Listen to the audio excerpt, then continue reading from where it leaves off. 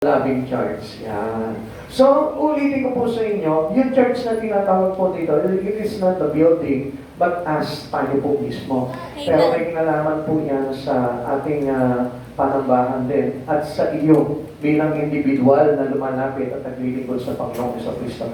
The power of a loving church. Ano po ba ito? Okay. Meet the powerful first church at Jerusalem. Ito po yung unang iglesia. Balik po tayo doon sa unang iglesia kasi kailangan po natin talaga na maunawaan po natin yung aral na ito para na sa ganon, hindi tayo maligaw.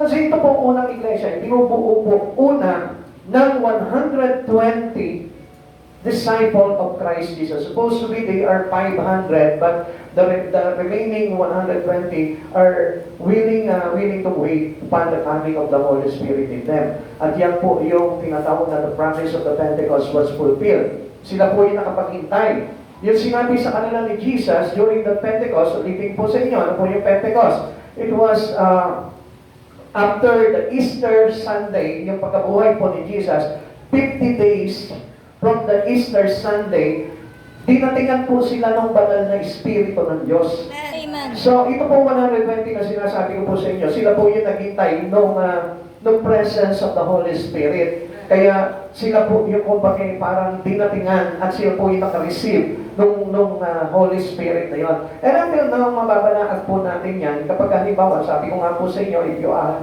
a loving church, if you have a joy in your heart, if you are filled with the Spirit of God, if you are actively serving the Lord your God or actively attending the service in the Lord, your worship is sabihin po of joy, yan po yung indikasyon po ng pinananahanan at tumanggap ng banal na Espiritu ng Diyos sa buhay po natin. Kaya alam niyo, every morning, di ba, kapag mag-start tayo, lagi ko po kayong pinasasaya, lagi ko po kayong nilalagyan ng galak, lagi ko po kayong ginodyo.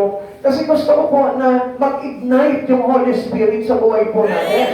Because this is how we live in our church. Yung po tayong lahat ay mayroon po tayong fire of the Holy Spirit. Kasi gusto ko po na this church must be recognized as a powerful church. Kaya na kung minsan hindi po nangyayari dahil hindi po natin pinapractice yung ating tinanggap na banal na Espiritu sa buhay po natin. Let us all practice the Holy Spirit, the gift of the Holy Spirit in our life. Kaya kailangan po nito na malaman po natin itong mga bagay nito. Okay? Sabi po dito, aklat po ng mga Gawa, chapter 1, verse 1, 5 to 8, sabi po dito, ito po yung isa po nito. Si Juan ay nagbaptismo sa tubig, ngunit di nagtatagal at babautismuhan kayo sa Espiritu Santo. Ito yung pinangako po ni Jesus sa kanila, na pagdating ng araw, babautismuhan kayo sa Espiritu Santo. Ito nga yung Pentecost Day, na kung saan naghintay po sila doon sa upper room na pagdating po ng banal na Espiritu. Kailangan po, there is an eagerness to wait for the coming of the Holy Spirit. Kaya nga po, hindi po tayo dapat nawawala pagdating sa ating pagsamba sa Panginoon, sapagkat doon po sa mga taong nagsisikap at nagtsatsaga at nagtitiis at nagpapakasakit para tanggapin niya yung presensya ng Lord. Sila po yung dinaratingan po noon. Verse 6, na magkatipon si Jesus at ang mga alagad. Nagtanong sila kay Jesus, Panginoon, itatatag na po ba ninyong muli ang kaharian ng Israel? Sumagot si Jesus, ang panahon at pagkakataon ay tinakda ng Ama sa kanyang sariling kapangyarihan at hindi na kailangan pang malaman ninyo kung kailan iyon. Ang sabi po ng verse 8, ito po yung kanilang pagtanggap po ng banal na Espiritu ng Diyos. Listen, sabi po ganun dito, subalit tatanggap kayo ng kapangyarihan pagbaba sa inyo ng Espiritu Santo at kayo'y magiging saksi ko sa Jerusalem, sa buong Judea, sa Samaria, at hanggang sa dulo ng daigdig. So meaning, hindi lamang po dito sa lugar po ng Jerusalem, sa buong Judea, at sa Samaria, kundi sa bawat sulok ng daigdig, malalaganapan po yan ng mga tao na magiging witness of Christ. Alam niyo po ba, the sign of a person who received the Holy Spirit is very powerful. And how do we recognize the power of the Holy Spirit within you? Within a witness. Tingnan po natin. Unang-una, meron po siya ng tinatawag na powerful in love in church to church. Kailangan po, meron po siya ng kapangyarihan ng pagmamahal sa mga sa mga individual or sa church. Pag sinabi kasing church, sa bawat isa, into one and another, into the brethren, into our brothers and sisters in Christ. Kailangan po nag-uumapaw yung pagmamahal po natin. That was the sign of a powerful Christian who received the Holy Spirit. And number 2 is to love to witness. Kailangan mayroon kang pagmamahal to be a witness for Christ Jesus. Ibig sabihin po niyan, how to be a witness of Christ. You share the gospel of God, you share the salvation that's coming from God, you share the goodness of God, you share Jesus, you invite soul, soul winning po tayo. Yan po yung tinatawag na pagiging witness. Now, nowadays, medyo nawawala na po itong bagay na ito eh. We only attending service and worshiping the Lord, but perhaps hindi na po yun yung talagang essence ng kung bakit tayo tumanggap ng banal na Espiritu ng Diyos. The essence in how we receive Jesus or how receiving the Holy Spirit in us is for us to ignite. Amen. Is for us to be active. Amen. Yung parang tayo po ay talagang magkaroon ng kasignahan pagdating sa mga bagay sa Espiritu. Kaya nga po marami po mga Kristiyano ngayon, they fade away. Nawawala sila sa kanilang pagiging Kristiyano. You know why? Because of the absence of the Holy Spirit. Amen. They can easily detach from the Lord. Madali po sila natatanggal sa ating Panginoon. Madali sila nawawala sa ministry nila. Madali silang tinatamad. Madali po sila nawawala ng gana pagdating sa mga bagay sa Espiritu. But these kinds of people are not the people who receive the Holy Spirit in them. Amen. Hindi po ito yung mga tumanggap ng banal na Espiritu sa buhay po nila. Sapagkat yung mga tumanggap ng banal na Espiritu ay yung mga taong nananatili, yung mga taong masisipag, yung mga taong talagang very in fire. Meron po siyang kumaging nag-aalap, nag-uumapoy sa kanyang mga ginagawa sa Espiritu. And this is how we recognize a powerful church. Amen. Dito po natin makikita po yun. Like for example, ngayon nakikinig ka ng salita ng Diyos, nag-i-ignite yung Espiritu mo. Amen. Dapat po yan, nag-aalap po yan, pangaramdaman mo na talagang yung Espiritu mo parang lumalabas sa katawan mo, na parang binabalot yung flesh mo ng Espiritu ng Diyos. Ito po ito, what gave that dynamic church its power? Tingnan po natin ha. As a person, as a church who received the power of the Holy Spirit, we become all dynamic. Nagiging dynamic po tayo, ibig sabihin po niyan, very active or attentive po tayo pagdating sa mga bagay sa Espiritu. The member model God's love to the Word. So ito po isang bagay na kung saan, ito po yung na-receive po natin doon sa kapangyarihan ng banal na Espiritu sa buhay po natin. Tayo po mismo, nagiging modelo po tayo ng pag-ibig ni Jesucristo sa lahat. Amen. Amen. Amen. Kaya nga, wala na po yung mga masusungit. Wala na po yung mga kontrabida. Wala na po yung mga laging nangaaway. Wala na po yan. Sapagkat after we receive the Holy Spirit in our life, we are the model of God's love to everyone. Ikaw mismo, pinapadama mo na yung pag-ibig mo sa kapwa mo. Tingin po kayo sa akin dito. Ikaw mismo, pinararamdam mo na sa kapwa mo yung iyong pagmamahal, which is the love that coming from God, from Jesus. This love changed their lives and empowered their witness. Ito pa yung nagpapatago ng kanilang buhay. Na kapag umapaw sa puso mo, because of the Holy Spirit that you receive, nag-umapaw sa puso mo yung pagmamahal, yung pag-ibig, hindi lamang sa kapwa mo, hindi lamang sa Diyos, hindi lamang sa mga bagay sa Panginoon, kundi ito po yung nagpapabago ng buhay mo. At kapag nabago ang buhay mo, nagkakaroon ka ng lakas para maging witness ng ating Panginoon. We become legitimate witness to Christ Jesus. Amen. Nagiging talagang katangi-tangi yung pagiging witness mo kay Christ. That we love in all things to the Lord. Amen. Na minamahal po natin. Hindi po tayo kumbaga naapektuhan ng mga bagay sa paligid po natin when we have the love that coming from the Lord. Kapag mayroon ka ng pagmamahal na galing kay Kristo, because after we receive the Holy Spirit in us, we receive the love that coming from God. Amen. And if we didn't know, itong mga bagay na ito nakaloob ng banal na Espiritu sa buhay po natin, it was written to the book of Galatia, di ba, yung pinakita po sa atin na kung saan tayo po lahat ay binigyan ng Espiritu ng Diyos na kung saan magagamit po natin ito sa mga bagay para mapagkarangalan ng Diyos sa buhay po natin. Amen. Amen. Amen. And one of the fruit of the Holy Spirit is the Spirit of love. So sa madaling salita, kung ikaw po talaga tumanggap ka ng banal na Espiritu Santo, ibig sabihin you are a loving church. You are a loving individual to God. You are a loving person to Jesus. You are a loving servant of Jesus. At yun po yung makikita mo. Kaya nga wala pong naglilingkod sa Panginoon na hindi nagmamahal sa kapwa. Amen.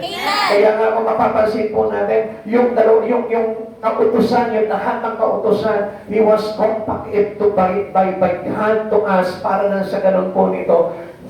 Madali po nating makatupad doon sa mga ipinag-uutos ng Panginoon.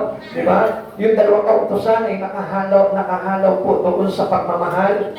Love your God above all and love your neighbor as you love yourself. Love. So, meaning, napakadali na po sa isang tao naglilingkod sa Panginoon niya. If they receive the Holy Spirit. Kung tinanggap mo ang banal na Espiritu ng Diyos sa buhay mo, madali na po yun. You can love your enemy. You can love the one who curses you. You can love the person who being madamot to you. Di ba? Mamahalin mo yun. At hindi ka magagalit sa kanila kasi nag-uumapaw yung Espiritu ng Diyos na nakalagak sa buhay mo. Amen. Amen. Kasi nga iniingatan mo dahil ayaw mong mawala yung love for in all things in the Lord. Yung bang kumagay, ayaw mong mabawasan yung pagmamahal mo sa mga bagay-bagay sa Panginoon. Kaya hindi niyo po napapansin, ang dami po yung mga alagad po niyan po dito, yung 120 was stick to wait Jesus or to wait the Holy Spirit that promised to them by Jesus. Diba? Hinintay po nila yun kung sinabi sa kanila ni Jesus. Pero bago kayo umalis, hintayin niyo muna yung pagdating ng banal na Espiritu sa inyo nung tanda. Di ba?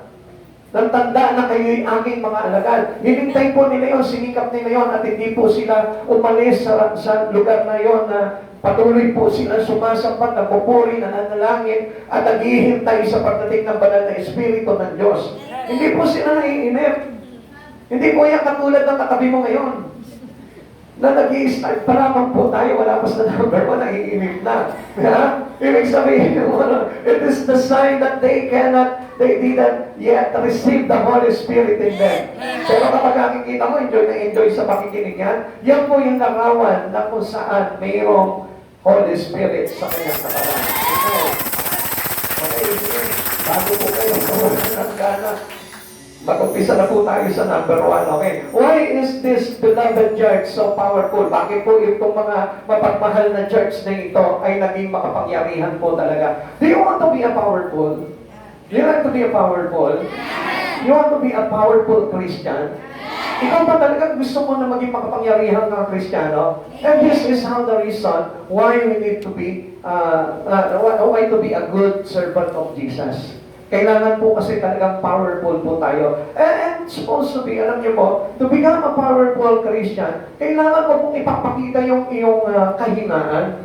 Amen. Although lahat po tayo, meron po tayong kahinaan, pero when you serve God, kailangan hindi po tayo affected ng mga weaknesses po natin. Kaya nga po sinabi po ni Pablo kung kailan ako mahina, saka naman nahahayag saka ang kapangyarihan ng ating Panginoon. Amen. Kung kailan siya mahina, saka naman siya pinapalakas ng Diyos. So, hindi pinapakita ni Pablo yung kanyang weaknesses Unlike for us today, hindi niya bago pumasok sa number 1 alam niyo po ba, minsan marami pong mga Kristiyano ngayon, tinatamaan agad ng kahinaan. Like for example, halimbawa, they got problems in life. Ano po nangyayari? Affected na yung kanilang service to the Lord. Affected na yung kanilang paglilingkod sa Panginoon. Affected na yung kanilang prayer life. Affected na yung kanilang worship. Affected na lahat ng mga bagay sa Panginoon. And that means he is not a powerful Christian. At hindi pa po ito yung mga tumatanggap po talaga sa banal na Espiritu ng Panginoon. Pero, ito po ang pinakamaganda doon. Why is this beloved church so powerful? Bakit po ba ito mapagmahal na church na ito ay makapangyarihan? Tanungin mo muna yung katabi mo bago tayo pumasok sa number 1. Tanungin mo, ikaw ba mapagmahal ka?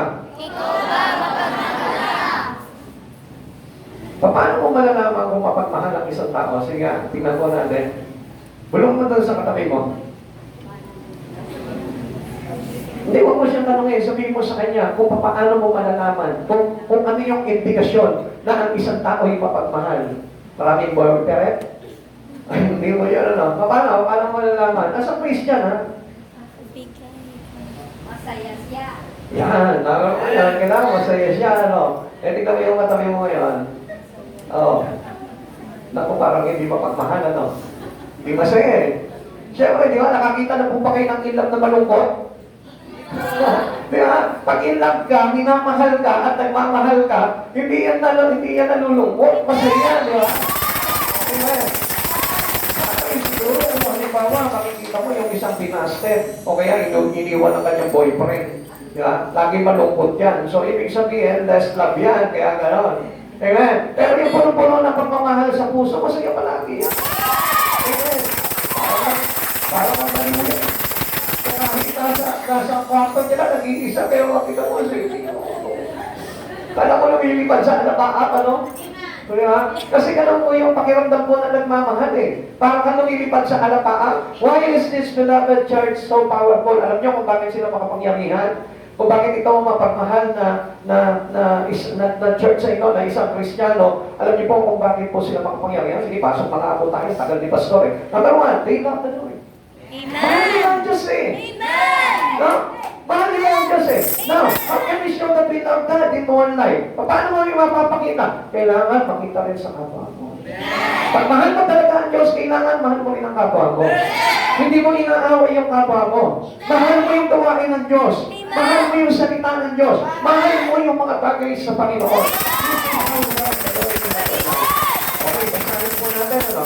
Ang sabi po sa aklat po ng mga gawa, chapter 2, verse 42, 41 to 42, kaya ang mga naniniwala sa, tingnan niyo ha, ipinangaral niya ay nagpabautismo dahil sa pagmamahal po nila, nainlap po sila sa words, nainlap po sila sa salita ng Diyos, nainlap sila sa aral ng Diyos. Kaya ano po yung ginawa po nila? Nagpabautismo agad sila.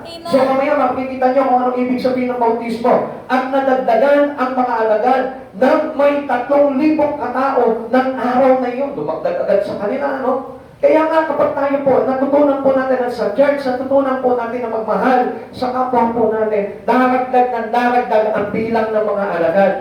Pero kapag ang bawat isa sa atin ay hindi nagmamahalan at walang pagmamahal sa puso, talagang hindi po talaga tayo papadalan ng Lord ng mga alagad na kung saan kasama natin sa paglilingkod sa Panginoon. This is why sometimes getting harder to win soul. Ito po yung mga bagay na kung saan kung isa parang nagpapahirap sa atin para magpagpanumbalik tayo ng mga kasalanan. Okay. 42. Inilaan nila ang kanilang mga sarili. Ang sabi dito, inilaan nila yung kanilang mga sarili. Amen. Upang matuto sa turo ng mga apostol. So, ibig sabihin, there is an eagerness for them to know about the teaching but coming from the disciple of God. Magsama-sama bilang magkakapatid, magsalo-salo sa pagkain ng tinapay at manalangin. Ito po yung mga ginagawa nila. Listen, people of God. Dito po kailangan tayong ma-recognize. To be a love church, kailangan tayo'y naglalaan ng sarili po natin para matuto sa mga aral, sa mga turo ng mga apostol, sa mga turo ng mga taong nangangaral patungkol kay Kristo, at nagsasama-sama tayo bilang magkakapatid, hindi magkaaway. Sabi ko sa katabi mo, kapatid tayo at hindi tayo magkaaway. Magkapatid tayo at hindi tayo magkaaway. Kaya nga, hindi niyo po napapansin niyo, this is a big trouble in church. Ito po yung very complicated sa isang church po ngayon. Marami po magkakapatid sa iglesia, nag-aaway-away, nagtatalo-talo, naglalaban-laban, nagpapagalingan. Amen. Amen? Amen. Kung minsan nagko-compete pa tayo, pero ang sabi po dito, magsama-sama bilang magkakapatid, magsalo-salo sa pagkain ng tinapay at mga langit. So we are one in Christ Jesus. Loving the Lord is love to commit His life to Christ Jesus. Yung bang tayo po mismo, kung paano natin mamahalin ang Diyos sa buhay natin, you are a loving persons to commit your life itself to Jesus. Ikaw mismo bilang nagmamahal sa ating Panginoon, mahal mo rin na yung buhay mo ay talagang idikit ng todo sa Panginoon. Amen. Amen. Okay, parang yung buhay mo ngayon as a Christian is adhesive. Diba? Nagiging adhesive na tayo ngayon. Lagi tayo nakadikit palagi sa ating Panginoon. Amen. Yun po yung isang bagay na kung saan makikita po sa atin. Ang sabi po nito, that they that gladly receive His word were baptized. Silang mga tumanggap ng aral ay nagpabautismo. Ano po ba itong bagay na ito? They responded to God's message of love. Ibig sabihin po nito, nakita po nila yung magandang bagay na ginawa ng Diyos, yung punong-punong pagmamahal na ginawa sa kanila ng Panginoon. Amen. Alam niyo po, kapag nakita mo, yung napakagandang pag-ibig ng Diyos para sa atin, kasi yung pag-ibig ng Diyos na yun, ito po yung nagtulak sa Diyos para iligtas po tayo. Yung grabing pagmamahal ng Lord, which is the unconditional love of God, yung po yung nag-push sa Kanya para ialay niya at ihandog yung Kanyang buhay para tupusin po tayo sa pagkakasala. And now, people of God, if you didn't respond into the message of love of God into your life, I tell you, hindi ka talaga magmamahal. Amen. Hindi talaga uusbong sa puso mo yung pag-ibig sa mga kapatiran. Hindi talaga uusbong sa puso mo yung totoong pag-ibig talaga sa Diyos. Amen. And somehow, minsan, nangangalalaya po tayo ng pagmamahal na yan eh. We say that we love God in our life. We love the Lord in our heart. Sinasabi po natin na mahal po natin ang Diyos, pero hindi tayo nakikita na malapit sa Diyos. Amen. Amen. Amen. If you are being a love church to Jesus, dapat ang buhay mo ay laging nakadikit sa Panginoon. Love to commit your life to Jesus. Love to commit your life into His church. Love to commit your life into the Word. Love to commit your life into the presence of the Holy Ghost. Ganun po yun. Kaya nga po itong mga tao na ito na tumanggap ng salita ng Diyos, nakinig ng salita ng Diyos, ay nagpabautismo. Bakit? Dahil gusto nilang ipakita sa Lord kay Jesus na mahal din nila itong si Jesus. Ang isang tao nagmamahal sa Panginoon, hindi mo hihiwalay sa Lord ka. Kahit na anong mangyari sa buhay mo, hindi ka hihiwalay. Remember that time, inuusig ang mga alagad ni Kristo noon. Inuusig sila, pinapersecute sila, pinapatay sila, kinukulong sila, pinupugutan sila ng ulo, pinipikti sila. Pero still, they don't departed their life. Hindi po nila hiniwalay yung buhay nila. They didn't separate their life to Jesus. Kahit na nung wala na si Jesus, di ba, nung namatay si Jesus, akala nila, iniwanan na sila ng Diyos, pero they stick into the upper room and praise and worship and partaking of the bread. Yun po yung ginawa nila while they're waiting for the coming of the promises of God to them. Amen. At nanatili po yung pag-ibig po nila doon sa salita ng Diyos. They evidence their love for God through baptism. Pinakita nila yung kanilang hustong pagpapakita ng pagmamahal sa Diyos sa pamamagitan ng bautismo. Ano po ba ito? Okay, tingnan po natin ito. They show that they will be one in the death of Christ Jesus. Ibig sabihin po nito, nung nasaksiyan po nila, I believe in you, Lord. I believe in your great works for us, that saving us. Yung po, mga bagay na ginawa ni Jesus, yung pagpapapako sa krus, nung inilibing siya, and then after 3 days na buhay na muli, they believe in that work of Jesus. Amen. Nanalig po sila doon at doon nila lalong ipinadama kay Jesus that they love the Lord their God, that they love their Savior, na mahal nila si Jesus sa buhay po nila. Baptism showing that they are dead from the old life of sin. At doon nila pinakita, Lord, magpapabaptize kami after we receive the message of love, the saving message of Jesus to us. Nung malisin po nila yun, ano sabi nila? They decided to be baptized in Christ Jesus. At alam niyo po ba ang ibig sabihin nun? Para sinasabi nila, Lord, willing na akong iwanan ang kasalanan ko. Lord, willing na akong ihawa ang aking kasalanan. mapapansinin po natin, marami po sa kapanahunan po natin mga Kristiyano, they know God already, they accept God already in their life, but still, they are still living on sin. Hanggang ngayon, there is no changes in their life. Amen. Hindi pa rin po sila nagbabago. Ayaw pa rin po nila pagbabago. And that means they didn't love God in their life. Without changes in us, after we receive and after we listen or we heard the words, the message of love of God into our life, gusto ko po na malaman mo, dapat ang kasunod nito, kung mahal mo ang Diyos, magbabago ka. Amen. Amen. Changes is the possible result of your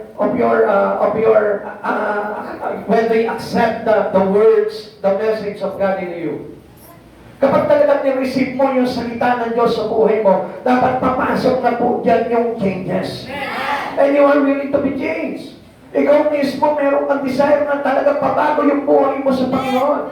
Pero kung nananatili ka sa dating pagkatao mo, nananatili ka into the old life of sin, at hindi mo pa rin binibitawan yung mga bagay na yun, still, hindi mo pa rin pwedeng i-guarantee sa Lord that I love you, Lord, in my life. That I love you with all my heart.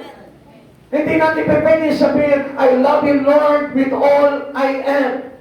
Mamahalin kita ng buo na ako.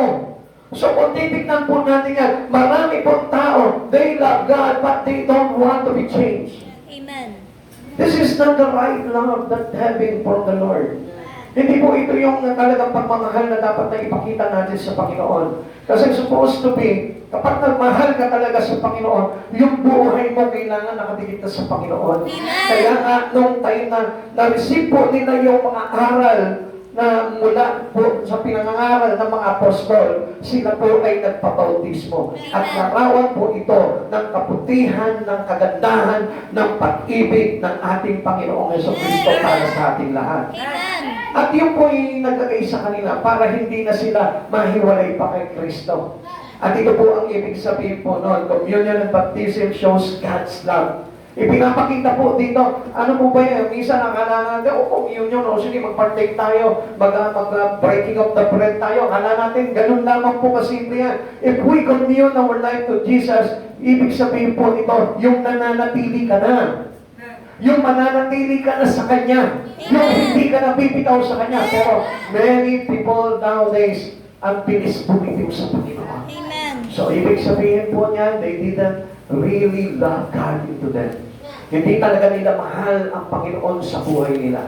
If you do love Jesus in your life, hindi ka nabibitiw sa Kanya. Your communion with God is still there. Nandun pa rin yung kahit na anong mangyari sa buhay mo, nandun pa rin yung matikit ka pa rin kay Jesus at lagi mo pa rin dinidikit yung buhay mo sa Kanya. Tingnan niyo po ito, communion speak of Christ's death. Kung naaalala mo yun, sino pa naman hindi magmamahal kay Jesus kung maaalala mo kung paano namatay si Jesus at kung anong dahilan ng pagkamatay ni Jesus? Gusto ko malaman mo, ang dahilan ng kanyang pagkamatay ay dahilan na para tayo ay tubusin. Amen. Pero how many people today still parang nagmamalaki pa sa Panginoon na Lord, nandiyan ka lang naman, okay, nandito lang ako, Lord. O minsan hindi natin ma-show up yung ating pagmamahal sa Panginoon fully. Ayaw natin ibigay o ibuhos ng todo yung pag-ibig natin sa Lord. Show that to God. Ipakita mo sa Kanya na ikaw mismo, nahabag ka rin. Dinagukan din yung dibdib mo dahil doon sa nangyari na pagpatay nila kay Jesucristo. Amen. If you love God, ikaw mismo, mahahabag ka at bibigyan mo ng halaga yung mga bagay na nangyari kay Jesus na yun through His cross. Amen. Ewan ko na lang kung hindi ikaw mismo, para bagang baliwala lang sa iyo, namatay, okay lang yan. Tukulin ng Diyos niya na iligtas niya ako. I tell you no. It is not an obligation of the Lord. Amen. We are not responsible. He is not responsible to us. Kasi kapag ikaw nagkasala, dapat talaga tayong parusahan. Pero ayaw ng Lord yun eh. Amen. Ayaw ng Lord na mapahamak ka. Pero tignan niyo po ang matigasan ng tao. Wala pa rin yung pag-ibig nila sa Diyos. Pilit pa rin nilang iniiwanan ng Diyos. Pilit pa rin nilang nilalayuan ng Diyos. Pilit pa rin silang lumalaban sa Diyos. Pilit pa rin silang umo-oppose sa mga aral sa Diyos.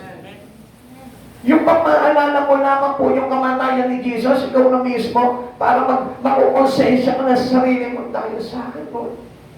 Dahil sa akin, naging ganyan ka. Dahil sa akin, nayurakan ka. Dahil sa akin, pinako ka sa krus. Ang ganda-ganda ng kalagayan mo sa langit, nakaupo ka sa trono, wino-worship ka nila, isinisigaw nila yung pangalan mo, banal, banal, banal ang Diyos. Tapos bigla lang papatayin ka nila dahil sa walang kwentang katulad ko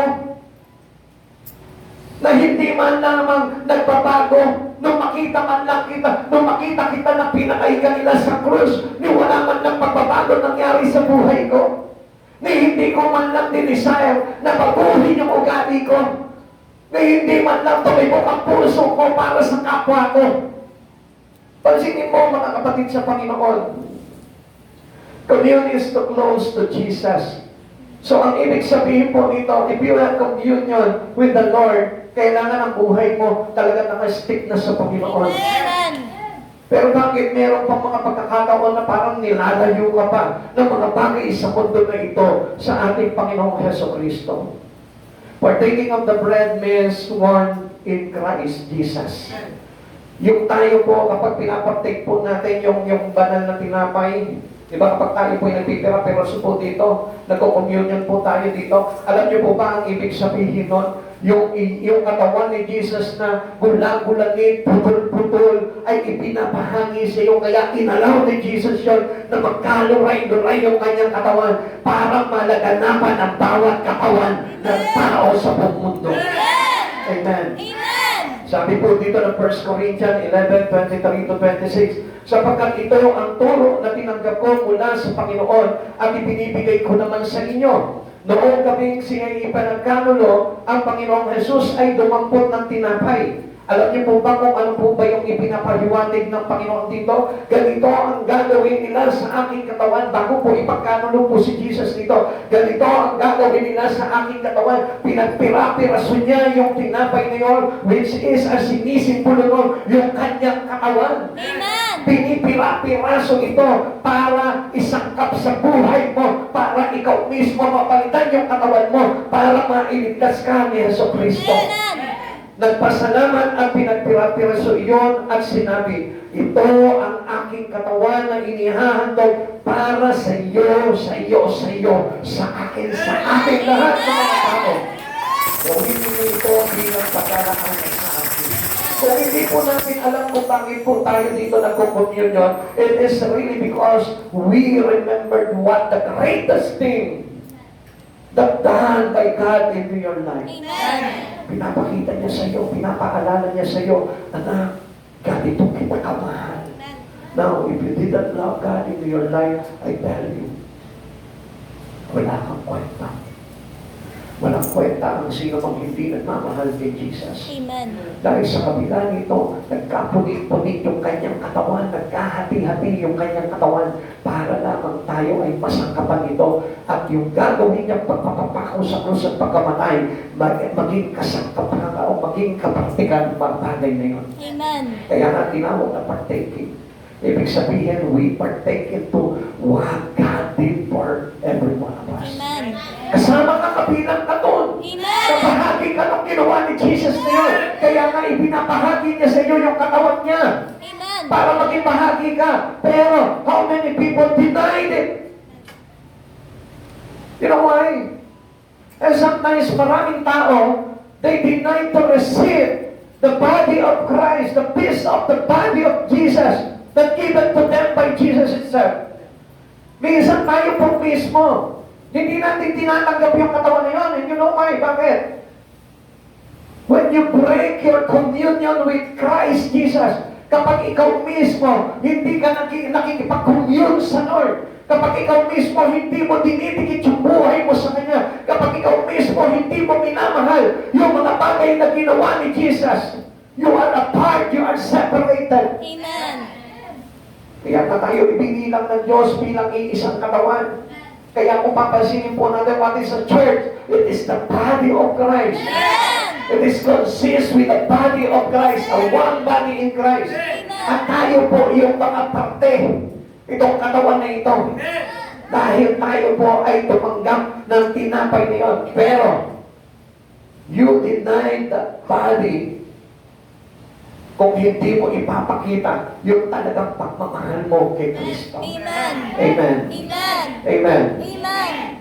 Verse 25, matapos magapunan, dumampot din siya ng kopa, at sinabi, ang kopang ito, ang bagong tipan na pinagtitibay ng aking dugo. It was sealed by the blood of Jesus. Yung ibinigay niya sa iyong piraso ng kanyang katawan, ito po ay sinelyohan ng kanyang banal na dugo. Amen. Hindi po ito sinelyohan ng isang siksik ng hari. Hindi ito sinelyohan ng isang pirma. Hindi ito sinelyohan ng isang hari. Kundi ang nag-seal po dito is the precious blood of Jesus. So meaning, napakahalaga nito na walang sino man dapat na makakapagpabreak nitong bagay na ito na ikaw ay gawing bahagi ng kanyang katawan. Amen. Pero bakit sa panahon po natin ngayon, it is to break the body of Christ. Bakit ang bilis na mawasak yung katawan ni Kristo sa panahon natin ngayon? It's supposed to be pinagtibay ito ng kanyang banal na dugo. Sabi po dito, tuwing inumin ninyo ito, gawin ninyo bilang pag-alaala sa akin. Sapagkat tuwing kakain kayo ng tinapay na ito at iinom ng kopang ito, ipinapahayag ninyo ang kamatayan ng Panginoon hanggang sa kanyang muling pagparito. Pero, papaano pa yung kanyang muling pagpaparito kung wala ka na? Paano pa yung muling pagparito ng Panginoon kung ikaw ay humiwalay na sa katawan ni Kristo? Amen. Kaya nga, the love for the Lord is the love in all things in the Lord. Amen. Yung pag-ibig mo sa ating Panginoon, yung pag-ibig mo sa Diyos, ay pag-ibig mo sa lahat ng bagay sa Panginoon. Amen. Amen. Amen. Amen. Hindi lang yung Lord ang mahal mo eh. We cannot show and we cannot appreciate the love of Jesus into us kung hindi natin mamahalin lahat ng mga bagay kay Kristo. Amen. Amen. Amen. Yung katabi mo ngayon, dapat siya mahal na mahal mo yan. Amen. Amen. Yung inuupuan mo, mahal mo yan. Yung mga bagay na nandito sa church ito, mahal mo yun. Yung words of God, mahal mo yun. Hindi mo niyuyurakan ang salita ng Diyos. Hindi mo niyuyurakan yung pag-awit sa Diyos. Yung pagsama, yung pagpupuri, yung pagpapalangin. Sa pagkamahan ng bagay na ginagawa mo ngayon, to worship God is being sealed by the blood of Jesus. Amen. Mga kapatid, mahalaga po ito sa isang kasulatan. Mahalaga pa ito sa isang marriage contract. Mahalaga po ito doon sa iyong birth certificate. Mahalaga pa ito doon sa national ID mo. At kung saan mang bagay na pinanghahawakan mo, doon sa PRC mo, doon sa license mo, mas mahalaga pa itong bagay na ito na dapat panghawakan mo sa buhay mo. It was the seal by the precious blood of Jesus. Ito yung dapat ipinapahalagaan natin. Pero tingnan niyo po mabuti. Kung talaga mahalaga sa iyo at mahal mo si Jesus sa buhay mo, hindi ka na mawawala sa Panginoon. Amen. Sapagkat ang pinagtibay ng dugo ni Kristo kailanman mananatiling buhay kasama niya sa Kristo. Ito baptism. Sabi po dito, baptism speaks of His burial and resurrection. Ito po yung halaga po nung pagkatapos po sila makapakinig ng mga turo ng mga apostol. Anong ginawa nila? Ano po ginawa nila nang makatapos po sila makinig ng mga aral tungkol sa mga apostol? Nagpabautismo. At alam niyo po ba ang ibig po sabihin po nito? Alam niyo po, kaya po tayo nagpapabaptize para ipakita natin sa ating Panginoong Jesucristo na tayo po ay nakikipag-isa sa Kanyang kamatayan. Amen. Binibigyan mo ng halaga yung Kanyang kamatayan. Amen. Amen. Amen. Sino po dito yung nagpapahalaga sa kamatayan ng ating Panginoon? Paliligtas ka. Amen. If you remember the words written in the book of Romans chapter 8 verse 10 verse 9. Amen? Amen. What was Paul said? Ano sabi po dito? Kung Ipahayag ng ipinapahayag, inyong mga labi na come on, kung ipinapahayag ha?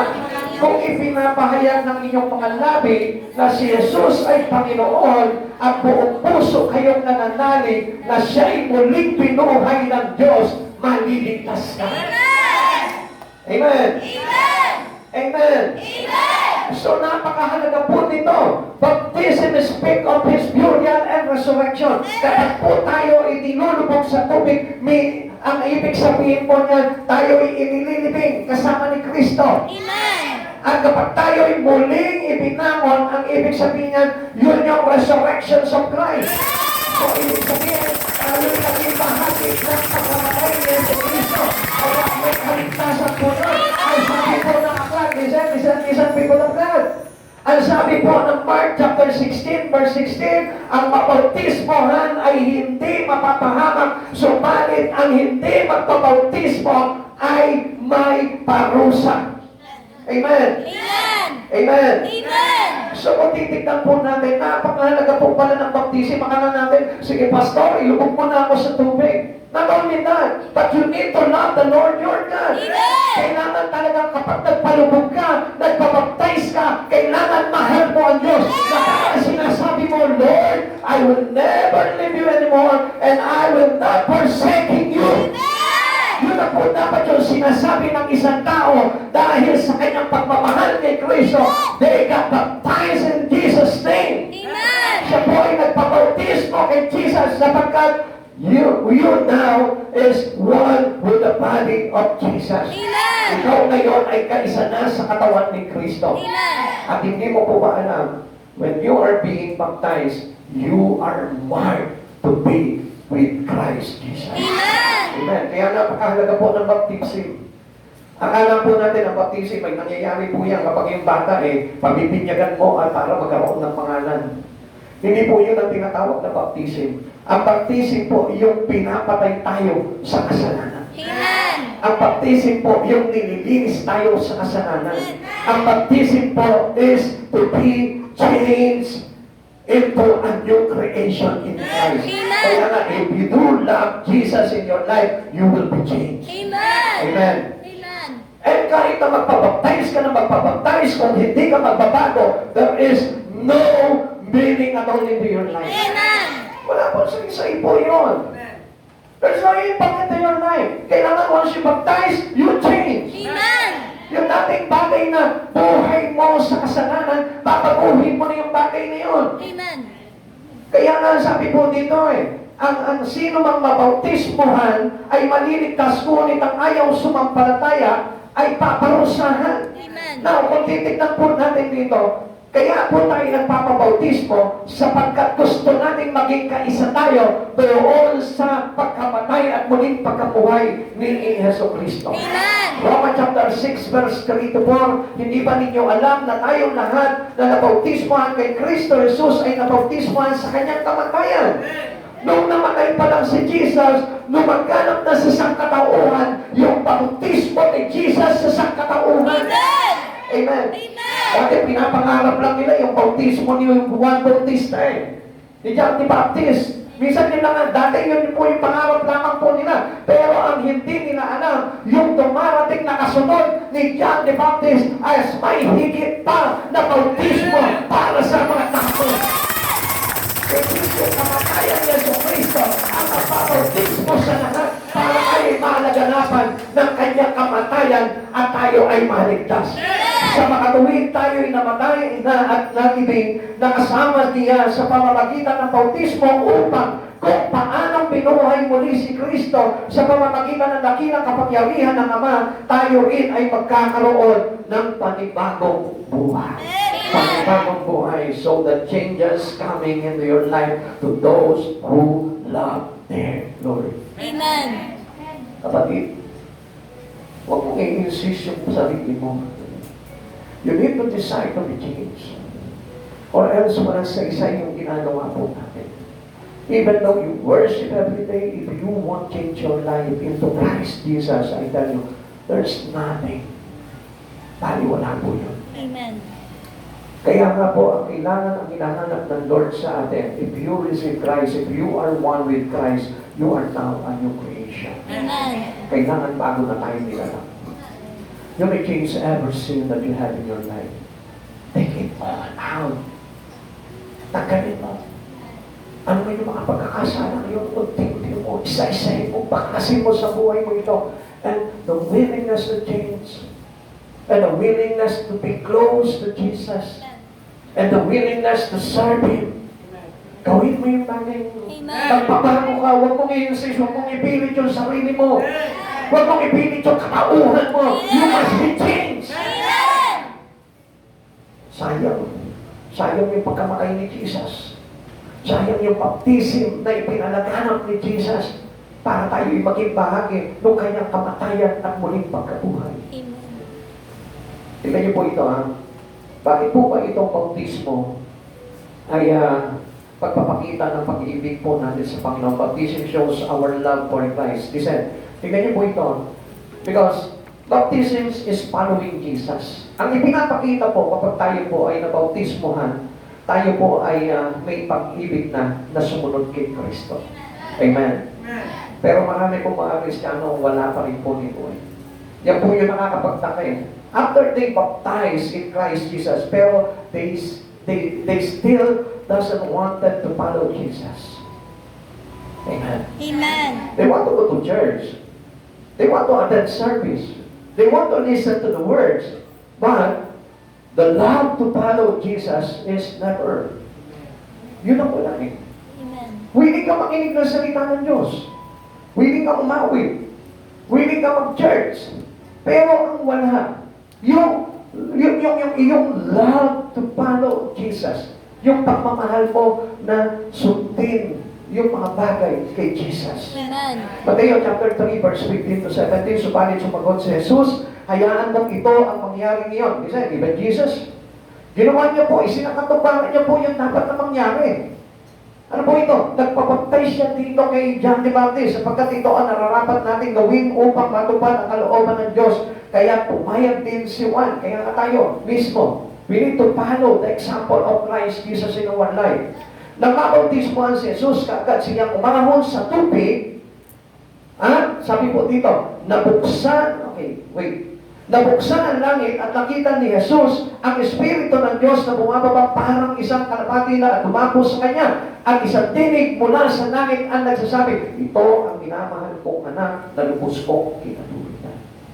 Now listen, baptism, pag sinabing baptism, ipinapahayag natin na naganap sa ating dakilang gawa, yung dakilang gawa ni Jesus sa buhay mo. Amen. Amen. Amen. Pero kailangan makikita po yun.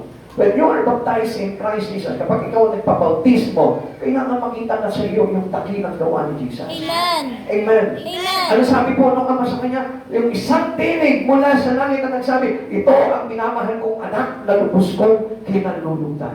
Supposed to be dapat kalugod-lugod na tayo sa ating Panginoon. And changes make us please God. Your changes may please God. Alam niyo po ba yung ating pagbabago? Yung ating ganap na pagbabago para kay Kristo ay nakakapagbigay kaluguran sa ating Diyos ng kataas-taasan. Amen. Amen. Ikalawa, baptism is obeying Jesus. Ano ibig sabihin po ito? Mateo 28, verse 18 to 20. Tingnan niyo ha. Minsan, many people are being baptized. Nagpabaptismo na sila. Pero, hindi naman nila sinusunod ang Panginoon sa buhay po nila. Paano ba nangyari? Okay, tingnan niyo po ito. Kailangan, pag talagang nagmamahal ka kay Jesus and you are being baptized in Christ Jesus, kailangan matuto kang sumunod sa mga tinatagubilin sa atin ng Panginoon. Amen. Or else, if you want to bring God into your life still, there's no such baptism happen into your life. Amen. Wala pa rin yung pag-ibig mo talaga kay Jesus. Mateo 28 verse 18 to 20, listen. Ito po yung talagang kailangan na mangyari sa atin. Kaya sabi ko nga po sa inyo, kailangan ignited spirit we have when upon receiving the Holy Spirit in one life. Lumapit si Jesus at sinabi sa kanila, ibinigay na sa akin ang lahat ng kapangyarihan sa langit at sa lupa, kaya humayo kayo. Humayo kayo, gawin ninyong alagad ko ang mga tao sa lahat ng mga bansa. Bautismuhan ninyo sila sa pangalan ng Ama at ng Anak at ng Espiritu Santo. Turuan ninyo silang sumunod sa lahat ng inuutos ko sa inyo. Tandaan ninyo, ako'y laging kasama ninyo hanggang sa katapusan ng panahon. Amen. Ano raw sabi sa atin?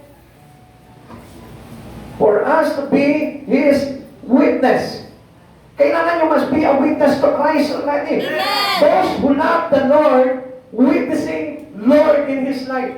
Those who love about Jesus, witnessing Jesus in His life. Kailangan maging saksi ka. Amen. Ano yung nasaksihan mo? Nagpapautismo ka. Pero hindi mo naman pala ginagawa yung mga tagubilin sa iyo ng Lord. Love to obey God in your life. Amen. Pag sinabi ng Lord, lumayo ka, ibig sabihin yun, magligtas ka. Bautismohan nyo sila sa ngalan ng Ama, ng Anak, ng Diyos, Espiritu Santo. You have the power Amen. to do this.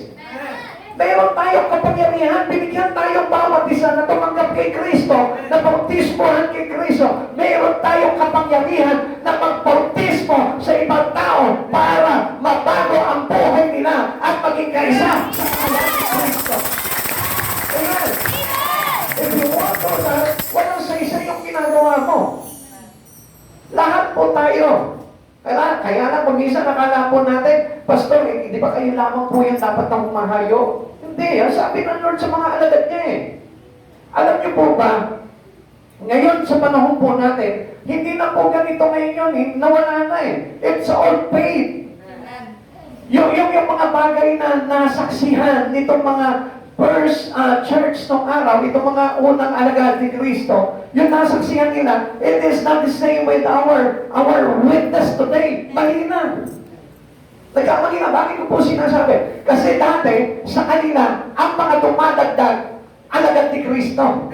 Ngayon, sa kapanahon na natin, ang mga dumadagdag, miyembro na lang. Mali. We are all disciples for Christ. Because we are a follower of Christ. You are not only a member, but you are, remember, a part of His body. Amen. A member. What is a Christian member? Ibig sabihin po nito, pag member, ibig sabihin, nandun ka lang. Hindi ka kaisa. Pero ang sinasabi ng Lord dito, idinadagdag sa kanya mga alagad. Ang ibig sabihin nun, you have now a purpose in your calling. So, what do I mean here? Ibig sabihin nun, di ba, pinagpiraso niya yung tinapay. Ibig sabihin, you are now a part of His body. Amen. Paano ka na-member? Hindi ka member. Isa ka na sa parte ng katawan ni Kristo. Maaring daliri ka, maaring kamay ka, maaring braso ka, maaring katawan ka, maaring tuhod ka, paa ka, ilong, mata. Amen. So, ibig sabihin, you have to function. Amen. Kapag ikaw wala kang function, ibig sabihin po niyan, that's wrong. May mali sa pagiging Kristiyano mo. May mali sa pag-ibig mo kay Kristo. Pag ikaw hindi ka kaisa ng katawan ni Kristo, there's something wrong. Amen. Maybe it is not Jesus you receive in your life. Because every people, every person who receive Jesus become a part of one body. Amen. Amen? Amen. Amen? Amen. Kaya nga tayo nagpapartaking eh. Kaya nga tayo nagko-communion. To be one with Christ already. Amen. Amen. Amen. Nakakita ka ba ng kamay na hiwalay sa katawan? Hindi tayo ganun. Nakakita ka na ba ng mata? Sandali. Tanggalin mo na. Nandito ka muna mata. Wala. All are attached to the body. Amen. We as Christians are all attached to Christ Jesus. Amen. Kaya hindi pa pwede na wala kang function. Amen. Amen. Amen. Kaya ang utos ni Jesus, pumayo kayo, gawin ninyong alagad ko ang lahat ng bansa. Ano sabi nito? Bautismohan ninyo sila sa ngalan ng Ama, ng Anak, ng Diyos, Espiritu Santo, at turuang sumunod sa mga pinag-uutos ko. Tandaan ninyo, ako'y laging sa inyo hanggang sa dulo, sa katapusan ng panahon. Amen. Mga kapatid sa Panginoon, you have no function. Amen. Sabihin mo sa katabi mo, kung wala kang function into the body of Christ, you are not a part of the body. Kung wala kang function sa body of Christ, wala kang part of the body. Remember, after they receive the words, they decide to be baptized. Amen. Amen. And if you being baptized, meaning you change. You are being a part of the life, of the death and resurrections of Christ. So, ibig sabihin nun, isa ka na kay Kristo, at kung ano yung bagay na tagumpili ni Kristo, yun na yung ginagawa. Amen. Amen. Number 3, baptism is identifying with Jesus. Yung bautismo na yun, kailangan you must be identified to Christ Jesus. Amen. Or we are identified by the people to Christ Jesus. So dapat mapapanaag niya na sa iyo. Kaya nga sabi ko nga sa iyo, pag masungit ka, paano mapapanaag sa iyo? Paano malalarawan sa iyo? Kung wala ka ng tao na hindi inaway, paano mapapanaag sa iyo si Jesus? Amen. Kaya nga there is changes eh. Meaning, yung changes na yun, yun yung maghuhulma sa iyo sa pagiging Christ-like. So meaning, baptism is identifying with Jesus. Baptism love to be identified with Christ. Gusto mo yun? Sino po ba dito yung ayaw ma-identify kay Kristo? Meron po ba? Meron po ba? Ilagay mo sa upuan pag meron. Lahat tayo gusto natin. Saan mo gusto ma-identify? Kaya ano? Kaya nga ma-identify po tayo through our action, through our speech, through our thinking, to our thoughts. Doon ma-identify po ang isang Kristiyano kay Kristo. Paano siya magsalita? Naku, kung ano-ano pa rin mga sinasabi.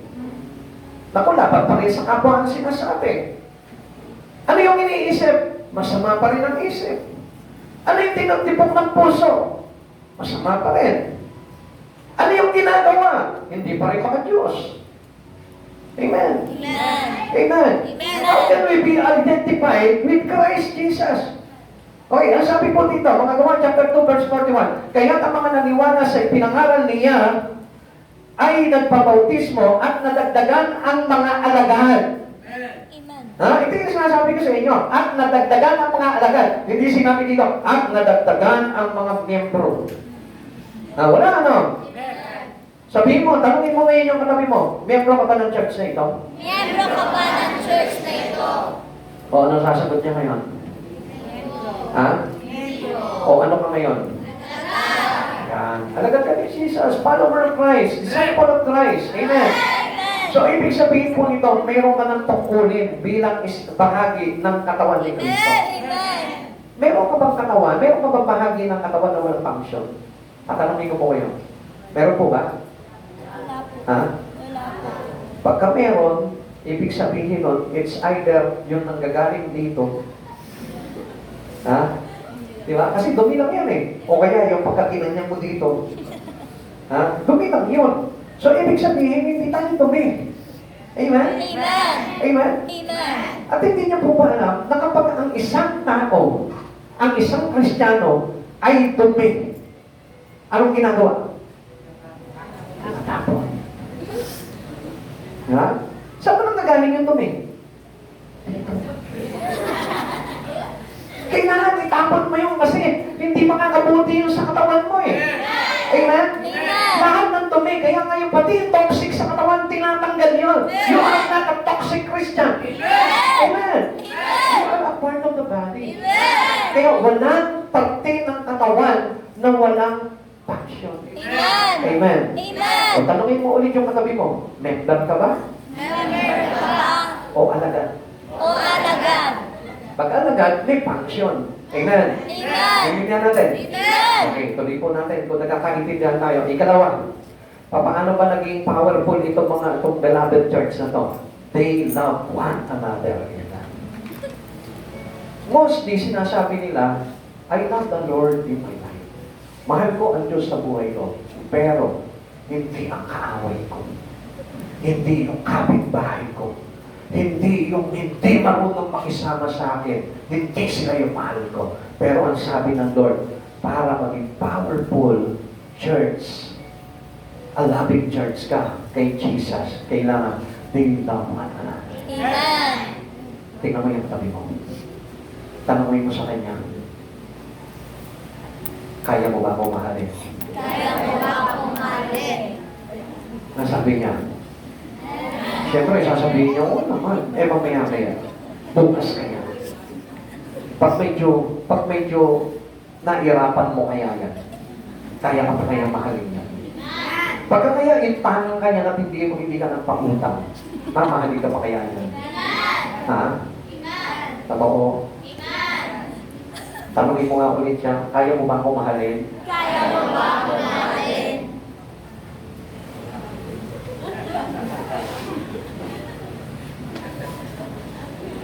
Papaisip ka, no? Ito kaya pumanto, kaya mo mahalin? Yun, iniisip, mukha pa na. Mukhang hindi nagkakawa ng masama. Kaya nang itsura mo kasi ka sa akin. Na kahit ilang beses mo sa akin, buhay pa rin.